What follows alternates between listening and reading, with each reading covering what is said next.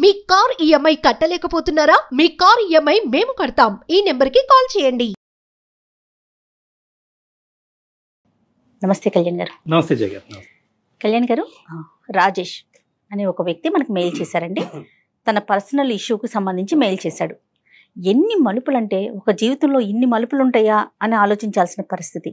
Plus మనం ఎప్పుడు చాలా వరకు చూస్తూ ఉన్నాం వచ్చే కేసుల్లో రివెంజ్ తీర్చుకోవటం, టైం కోసం వెయిట్ చేయటం, ఆ టైం దొరకగానే నేనేంటో ప్రూవ్ చేయటం అనే అంశం ఎక్కడికెక్కడికో వెళ్ళిపోతుందండి. అంటే సర్దుకుపోయే తత్వం అనేది కొంత తగ్గిపోతుంది అన్ని వైపులా కూడా. కరెక్ట్. దీనికి సంబంధించిన విషయమేనండి. మరి రాజేష్ కాల్ చేసేనా? తప్పకుండా మేడం. అంటే వైఫ్ తో మేడం, వైఫ్ తో గురించి అతను చెప్తున్నాడు. అవును అవును. మ్యారేజ్ అయింది, ఇప్పుడు ఆవిడ సర్దుకుపోయే ధోరణిలో ఆవిడ కనిపించట్లేదు. దానికి సంబంధించి ముందు కొన్ని ఇష్యూస్ ఉన్నాయి. ఇప్పుడు సందర్భం కాబట్టి తను రివెంజ్ తీర్చుకోవటం.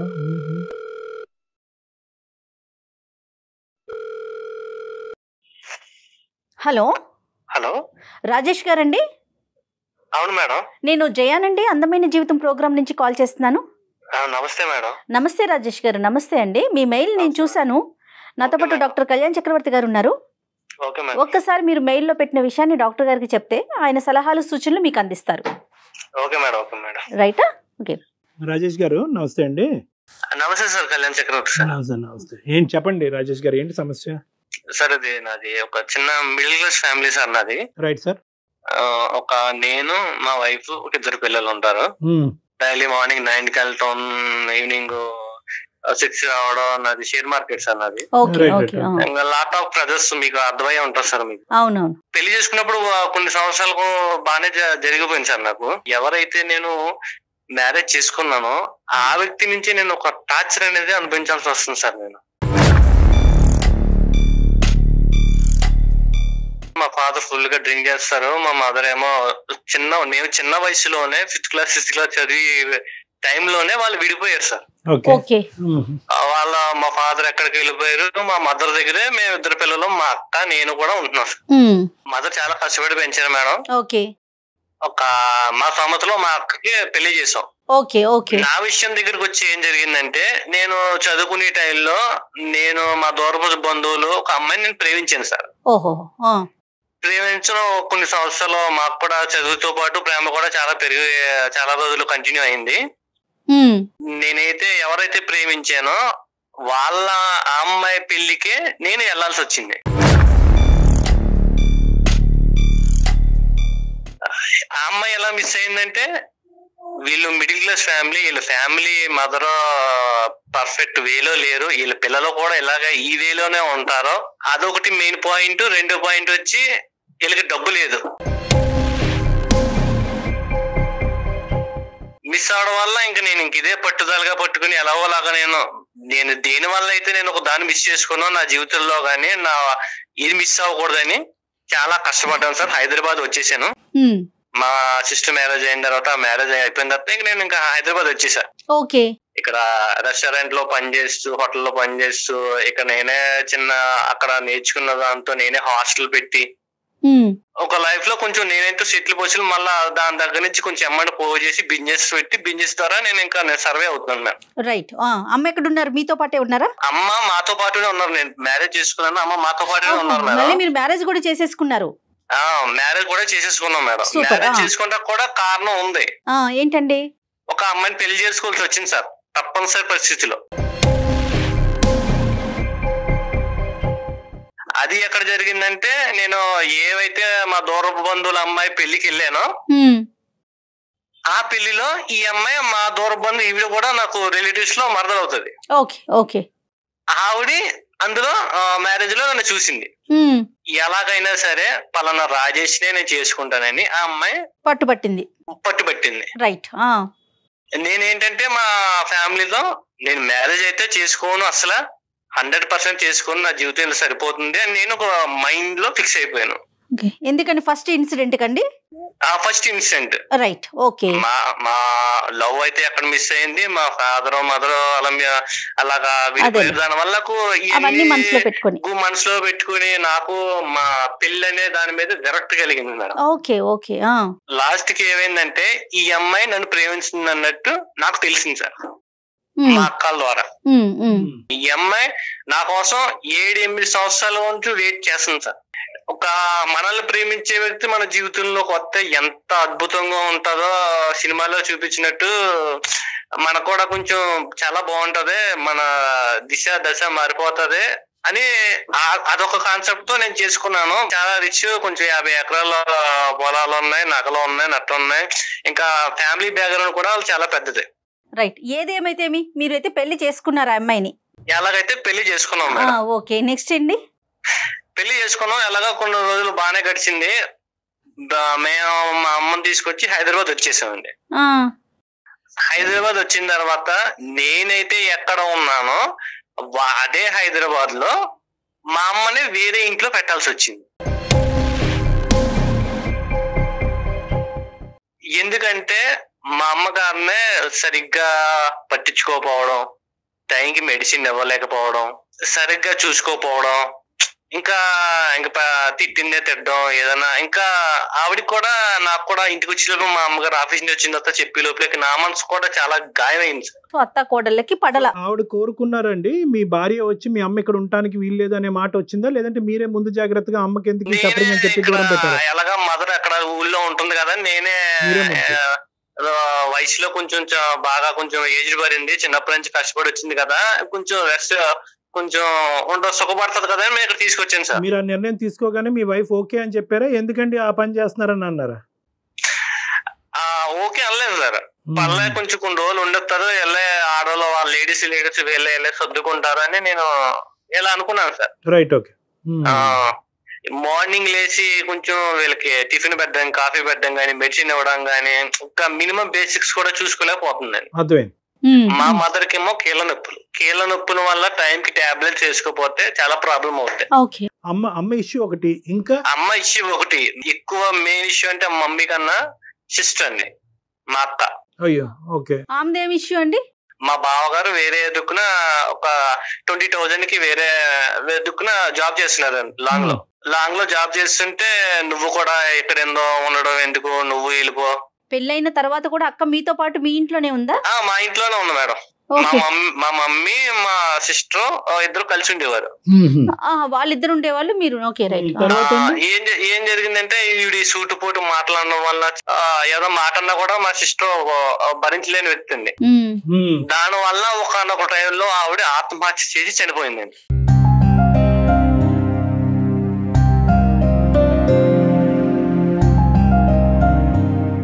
పిల్లలు ఉన్నారా రాజేష్ గారు? పిల్లలు ఒక అమ్మాయి ఉన్నదండి మేనకోళ్ళలో. సిస్టర్ చనిపోయిందన్న బాధ ఒకటి. ఆ సిస్టర్ చనిపోవడం వల్లే మా మదర్ కూడా కొంచెం హెల్త్ డిసప్పాయింట్ అయిపోయింది. ఈవిడి నేను పెళ్లి చేసుకున్న వ్యక్తి మాటల్లో ఎంత టార్చర్ పెట్టుంటే ఎంత ఆత్మహత్య చేసుకునే పొజిషన్ వెళ్ళిపోద్దని నేను అస్సలు ఎంత థింక్ చేసినా నాకు అవ్వట్లేదు సార్, డైజెషన్ కూడా అవ్వట్లేదు.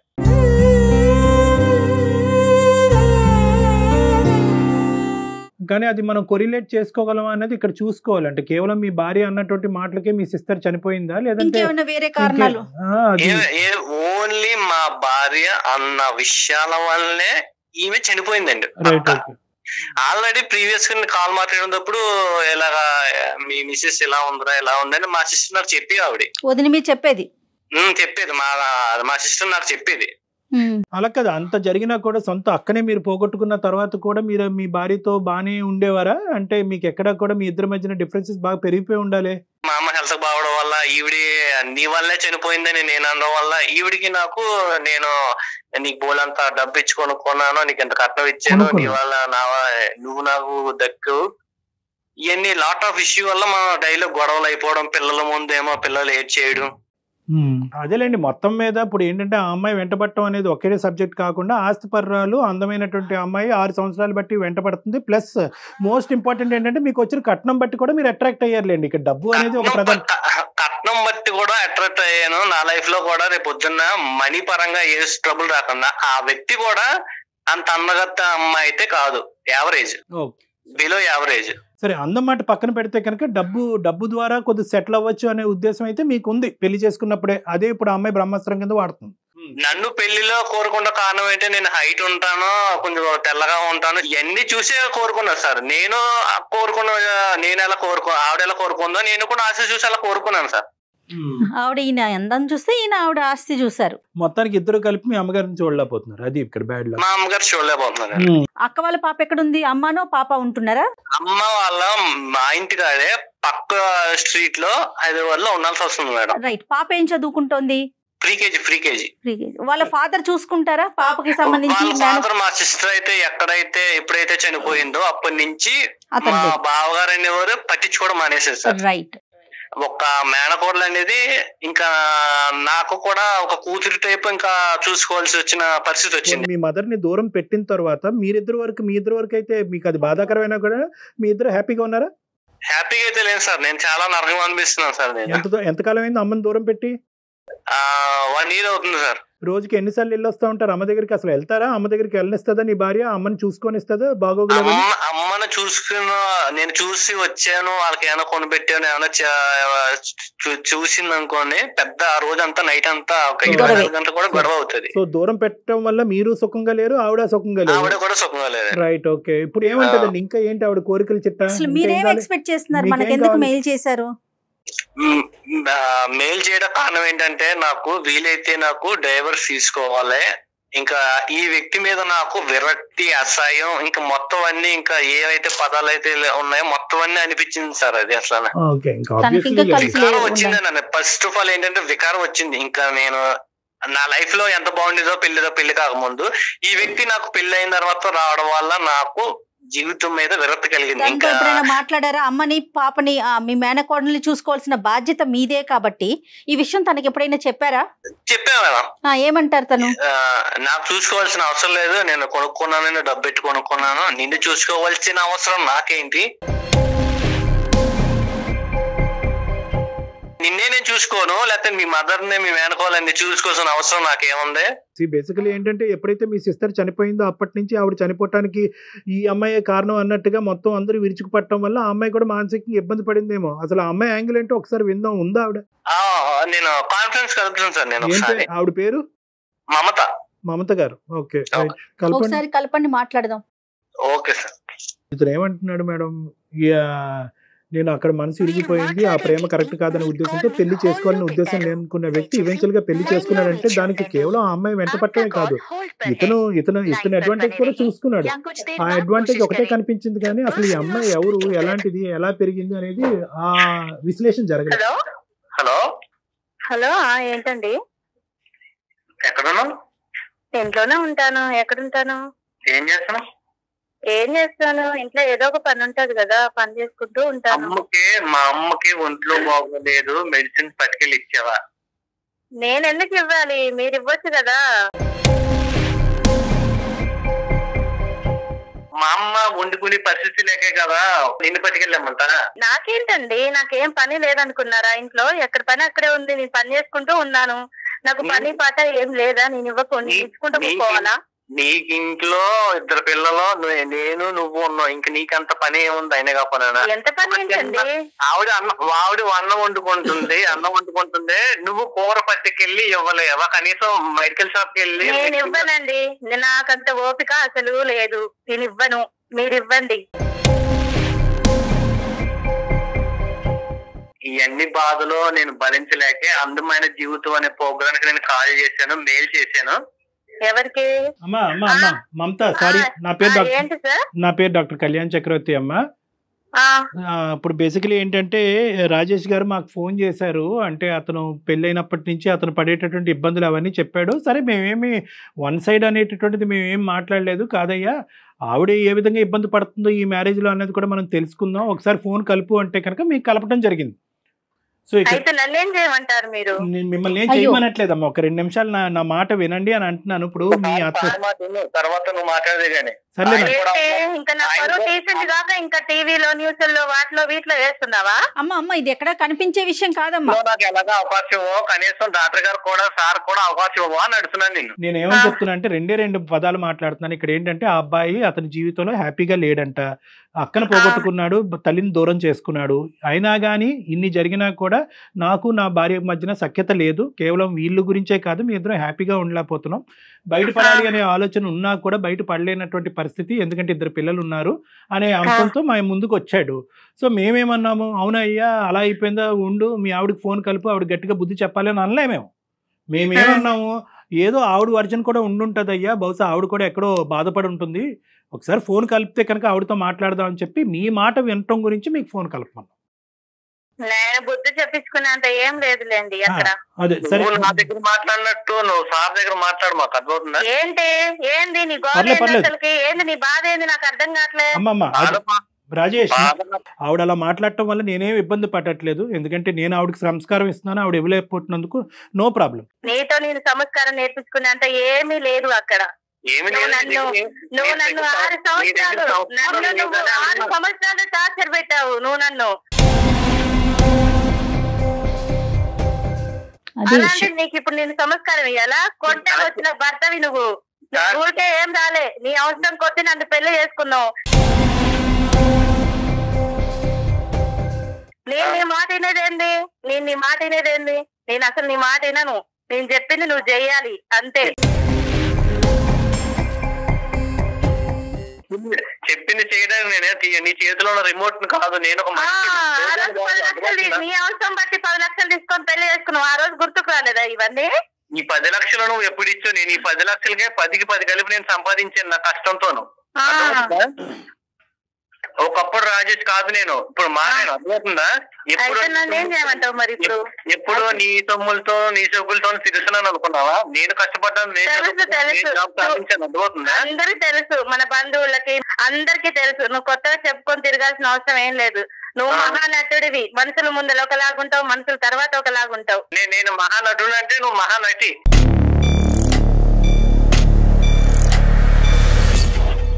సబ్జెక్ట్కి వద్దాము. మమత అమ్మ, మీరు 6 సంవత్సరాల పాటు అతని చేతుల్లో ఇబ్బంది పడ్డాను అని అన్నారు, ఏంటి అది ఒక్కసారి చెప్పండి అమ్మా. నా బంధువులతోని మా రిలేషన్ అందరితో నేను అడిగిపించాను, నేను చేసుకోనని ముఖాన కొట్టి పడేసేస్తాను. అసలు చేసుకోనని కొట్టి పడేసి ఆ తర్వాత నేను అలానే 6 సంవత్సరాలు నరకం అనుభవించాను సార్. చేసుకోవాలని నువ్వప్పుడు 6 సంవత్సరాలు నరకం అనిపించేవాని, ఇప్పుడు నాకు 6 సంవత్సరాలు నరకం అనిపిస్తున్నావా? నేను నీకేం నరకం చెప్పట్లే, నేను మాట్లాడే మాటలు నీకు నొచ్చాక నీకు నరకం అనిపిస్తుందేమో. నీకు ఆ రోజు నా డబ్బు అవసరం ఉండి నన్ను చేసుకున్నావు అంతే, నాతో నువ్వేనాడు ప్రేమగా ఉండలేదు కదా.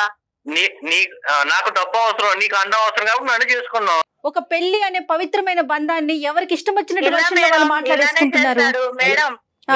చేస్తాడు, మనుషుల ముందర ఒకలాగుంటాడు, మనుషుల తర్వాత ఒకలాగుంటాడు. ఇంత నటించేవాడు నాకు అసలు నచ్చదు మేడం. మనుషులు వెనకాతలు ఎలా ఉంటాడో ఒకసారి చెప్పమ్మా. ఇంతే సార్, అసలు మనిషితో ప్రేమగా ఏనాడు ఉండదు. ఆయనకి ఏదో డబ్బు అవసరం ఉండి నన్ను చేసుకున్నాడే గాని. వాళ్ళ సిస్టర్ చనిపోవటానికి మీరే ప్రేరేపించారంట ఆవిడ అనుకోండి. ఆమె చిన్న చిన్న మాటలకి విషయం చేసుకుంటారు సార్. మనం నవ్వుకుంటా వదిన మర్దలు అన్నప్పుడు నవ్వుకుంటే ఒక మాట అంటాం కదా, దానికే విషయం చేస్తుందామా. నవ్వుకున్న విషయాలకే చనిపోయిన వ్యక్తి ఎప్పుడైనా ఈ న్యూస్ పేపర్ లో కానీ వార్తల్లో ఎక్కడైనా వచ్చినట్టు మరి చిన్న చిన్న మాటలకి ఇగో ఇవన్నీ చూపిస్తుంటే మరి నేనేం చేసేది? మధ్యలో చిన్న చిన్నటికి ఫెయిల్ కావడం, చిన్న చిన్నటికి చీర ఒక బల్ల వేసుకోవడం, మరి అలా చచ్చే వాళ్ళని ఎన్నిసార్లు ఆపుతాం సార్ మనం? సరే, కానీ వాళ్ళ తల్లి ఈ రోజు బయట ఉండవలసినటువంటి పరిస్థితి ఏంటమ్మా? అంత కష్టపడి పెంచినటువంటి తల్లి అవసరమే లేదు సార్, అవసరమే లేదు. ఏంటి అంత ఆవిడ చేయకూడనటువంటి తప్పేంటమ్మా మీ అత్తగారు? నేను చెయ్యాలి సార్, అసలు వాళ్ళకి నేను ఎందుకు చేయాలి? నాకేం అవసరం, నాకేం పని ఏం లేదా? నాకు ఇంట్లో ఇద్దరు పిల్లలు చాకరీ చేశాను, నా భర్త చాకరీ చేస్తాను, నేను అలానే ఉంటాను. ఏమన్నంటే విడాకులు ఇస్తాను అంటున్నాడు. బాధ్యత రాహిత్యంగా నువ్వు మాట్లాడక అర్థమవుతుందా? నీ తల్లిని చూసుకోవటం అనేది ఎంత బాధ్యత, మీ అత్తగారిని చూసుకోవటం కూడా అంతే బాధ్యత. రేపొద్దున నిన్ను చూసుకునేటటువంటి బాధ్యత నీ పిల్లల చేతిలో ఉంటారు. సో ఇవన్నీ వదిలేసి నేనెందుకు చూసుకోవాలి, నేను చూసుకోనండి అంటే కనుక ఓన్లీ ఎర్రగా బుర్రగా ఉన్నటువంటి మొగుడిని ఒక్కడనే ఉంచుకుని అతను చూసుకోవటం ఒక్కదాని గురించేనా పెళ్లి అనేటటువంటిది? నేను ఆయన ఒక్కరినే చూసుకుంటా సార్, వాళ్ళ అమ్మతో నాకు అవసరం లేదు. అది నేను నా వాళ్ళ అమ్మ పిల్లల లేకుండా ఆయన జాగ్రత్తగా- ఎక్కడి నుంచి వచ్చారమ్మా? అదేమన్నా బ్రహ్మ పదార్థమా పైనుంచి ఊడిపడను? మేడం అంత ప్రేమ ఉన్నాయన, మరి అదే 6 సంవత్సరాల ముందుకు నా రిలేషన్ తో అడిగిస్తాను, మరి ఆ రోజు లేదా నా మీద ప్రేమ? అదేంటమ్మా, ఒక వ్యక్తి, అది ఒక మనసు, తనకి నచ్చితే పెళ్లి చేసుకుంటాడు, లేకుంటే లేదు. ఆయనకు నొచ్చి నన్ను ఏనాడు చేసుకోలేదు మేడం, అతనికి నొచ్చి నన్ను పెళ్ళే చేసుకోలేదు. ఏ అక్క అయితే మన పెళ్లికి కలిపిందో ఆ అక్కనే దూరం చేసాం, మా అక్కనే. ఆమెకి చావే ప్రస్కారం అనుకొని చనిపోయింది, దానికి నేనేం చేయాలి? ఏం చెయ్యాలి ఏం చేయకూడదు అన్నది తీసి పక్కన పెట్టామ్మా. మీ కళ్ళు ఎదురుగుంటూ ఉన్న ఒక ఆడపిల్ల చనిపోయింది. అది దాని గురించి మీకు కొద్దిపాటి జాలి దయ సానుభూతి కూడా లేకుండా ఏదో పోయిందిలేండి ఎంతకాలం కాపాడుతాం అని చెప్తే కనుక ఈరోజు వాళ్ళ సిస్టర్ చనిపోయిన రోజే నిన్ను దూరం చేసుకోవచ్చు నీ భర్త. వాళ్ళ సిస్టర్ యొక్క చావు కారణం అనుకునేటటువంటి వ్యక్తి ఈరోజు భార్యను పక్కన పెట్టుకుని ఈరోజు తల్లి కూడా దూరం అయిన తర్వాత కూడా మళ్ళీ భార్య దగ్గరే ఉండేటటువంటి వ్యక్తిని నేను చూడలే.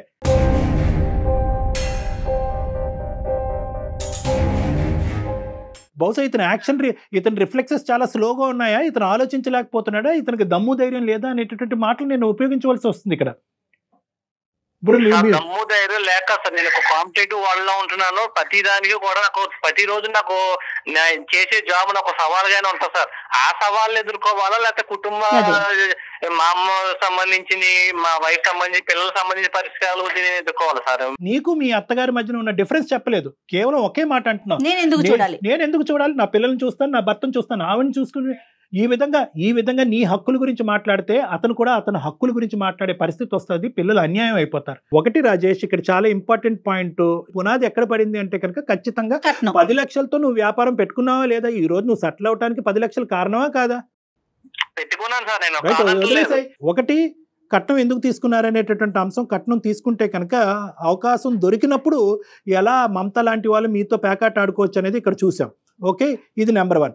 నెంబర్ 2, ఎస్ మీరు తీసుకున్నటువంటి కట్నంతో మీరు బిజినెస్ చేసుకుని అదంతా కూడా మొత్తం A to Z అంతా కూడా కుటుంబాన్ని కాపాడటానికే మీరు చూసుకున్నారనేది రెండో అంశం. మూడో అంశం ఏంటంటే కనుక ఇప్పుడు ఇక్కడ జరిగినటువంటి అంశంలో ప్రధానంగా మీ దగ్గర నుంచి వచ్చినటువంటి ప్రాబ్లం ఏంటి అని మమతాని అడిగితే కనుక ఏమీ చెప్పట్లేదు అమ్మాయి, కేవలం నాకు కావాల్సిన ప్రేమ రాలేదు అన్నట్టు.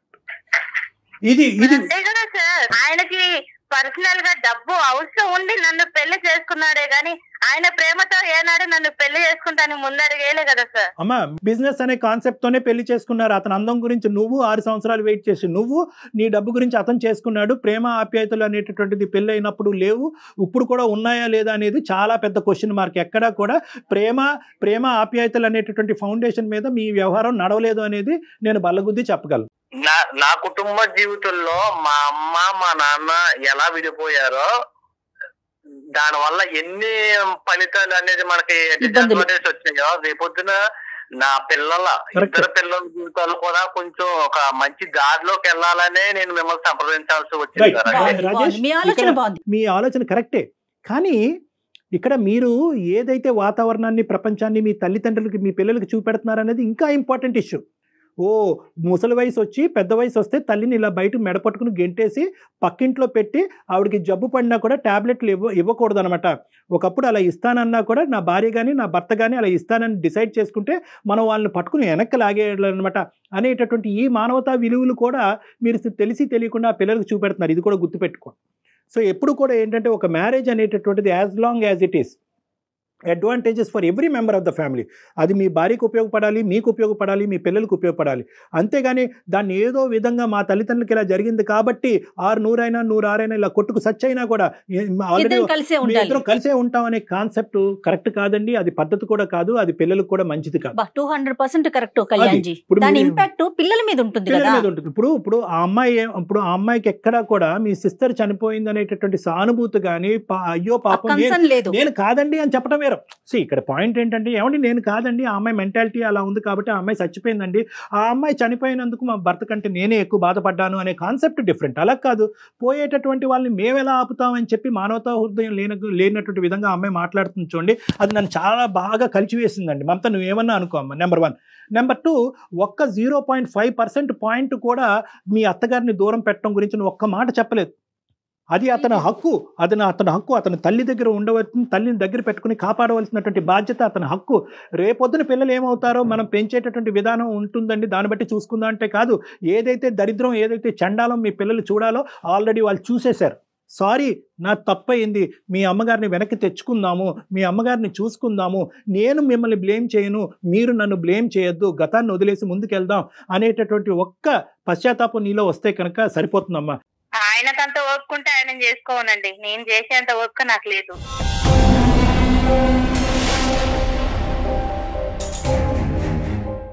ఏంటమ్మా మమత, అసలు నువ్వు మాట్లాడేటటువంటి తీరేంటమ్మా? ఎప్పటికీ కూడా నువ్వు ఇదే వయసులో ఉండిపోతావు అనుకుంటావమ్మా? చావు వచ్చి తట్టదా? చావు వచ్చి మనకు వయసు రాదా? మనకు వృద్ధాప్యం రాదా? ఎప్పటికీ కూడా ఒక సపోర్ట్ లేకుండా 2 కాళ్ళ మీద పరిగెట్టేస్తామని అనుకుంటున్నావా? చాలా నీ ఓవర్ కాన్ఫిడెన్స్, చాలా ఎక్కువైంది నీ ఓవర్ కాన్ఫిడెన్స్. ఇదే పరిస్థితి కంటిన్యూ అవుతే కనుక ఈ పెళ్లి పెటాకులు అవడానికి 110% గ్యారంటీ. నేను చెప్తున్నాను, మీరిద్దరు విడిపోవటం గ్యారంటీ. దయచేసి ఆ పరిస్థితి రానివ్వద్దమ్మా. అంత వెయిట్ చేసి అతన్ని తీసుకున్నావు కదమ్మా, లైఫ్ కంటిన్యూ చేయాలి కదా. ఒక్కసారి ఇంట్రోస్పెక్ట్ చేసుకో. ఇక్కడ ఏంటంటే ఇది కాంపిటీషన్ కాదు, ఇది టగ్ ఆఫ్ వార్ కాదు, అటువైపు గట్టిగా లాగుతూ ఇటువైపు గట్టిగా లాగాలనే ఉద్దేశం కాదు. ఇది 2 పార్టీలు కాదు, ఇది ఎలక్షన్స్ కాదు, ఇది పోటీ కాదు, ఇది కుటుంబం. ఒకసారి చెప్పి మళ్ళీ వెనక్కి వెళ్ళు. ఈ అమ్మాయి అందమైన మనసు ఉన్నదని చేసుకున్నాను సార్. నేను అతిలోక సుందరని ఎక్కడ చేసుకోలేదు సార్. అది అయిపోయిందండి, ఇంకా అసలు ఆ విషయాన్ని వదిలేసేయండి. పెళ్లి దగ్గర ఉంటాడండి ప్రతిసారి ఇలానే సౌందర్యం జీవితాంతం ఉంటదండి. ఏమండి మీరు అదే పెద్ద ప్రాబ్లం. మీ ఇద్దరి మధ్యన ఏదైనా ప్రాబ్లం ఉందంటే పెళ్లి అయినటువంటి ఆ 3 ముళ్ళ దగ్గర అయిపోయారు మీ జీవితం. అదే నేను చెప్పట్లేదు, ఆ అమ్మాయి ఏమో కట్నం దగ్గర ఆగిపోయింది, అతనేమో అందం దగ్గర ఆగిపోయారు. అది దాటి ముందుకు వెళ్ళట్లేదు అసలు.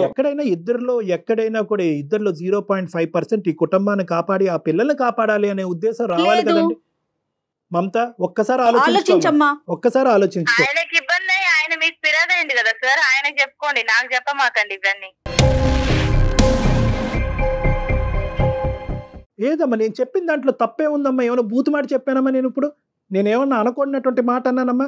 తల్లి లాంటి పెద్ద నేను మంచిగా చేస్తున్నాను, వాళ్ళమ్మ చేసేంత ఓపిక నాకు లేదు. ఆయన మీ దగ్గరకు వచ్చాడు కదా, నాకు బాధ ఉన్నది, నాది ఇది చేయండి సార్, అది చేయండి అని ఆయనకు చెప్పండి, ఇవన్నీ నాకు చెప్పమాకండి.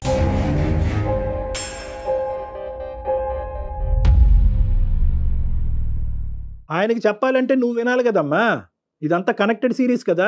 నాకైతే వినే ఓపిక కూడా లేదు సార్. అదే పెద్ద ప్రాబ్లం. చెప్పి అక్కడ నీకు చెవులో సో చెప్పడానికి రాలేదు, మన జీవితానికి ఒక పరిష్కారం చూపించడానికి. నీ భర్త ఈజ్ ఈక్వల్ టు మీ అత్తగారు, మీ భర్త గారి తల్లి గారు. సో నేను నా భర్త కాదు. ఆవిడని ఎవరిని చూస్తారు? నా పిల్లలు అంటున్నావు కదమ్మా, నీ పిల్లలు వచ్చేసరికి చిన్న పిల్లల్ని పెట్టుకొని నువ్వు నా పిల్లలు అంటున్నావే. అంత ఎత్తు ఎదిగిన మనిషి, అంత పెద్ద వ్యక్తిగత అబ్బాయి మీ హస్బెండ్, ఆమెకి తల్లికి ఉండదా? ఆయన కోపుకుంటే ఆయన చేసుకోండి మేడం. మళ్ళీ ఓపిక ఏంటమ్మా? మళ్ళీ ఓపిక దగ్గరికి ఎందుకు వస్తావు? ఒక పని చేద్దాం మమత, ఒక పని చేద్దామా? చెప్పండి. బహుశా మేము చేసినందుకు, చెప్పకుండా చేసినందుకు ఇంకో కారణం వల్ల నా మీద కూడా నీకు కోపం ఉండుంటది. ఆ కోపంలో మాట్లాడే మాటల్లాగా అనిపిస్తుంది. ఇద్దరు ఒకసారి నా దగ్గరికి వస్తారా? ఇది మంచి మార్గం. ఎందుకంటే ఇది అస్సలు విడిపోయేటటువంటి కారణాలు కాదు ఇవి. సో ఎంత కాదనుకున్నా కూడా రాజేష్లో ఒక ఓపిక, ఓర్పు ఉంది. నీలో కొద్దిగా ఓపిక, ఓర్పు, సహనం తెచ్చుకుని నన్ను ఒకసారి కలవండి, ఇద్దరుని మనం మాట్లాడుకుందాం ఒకసారి.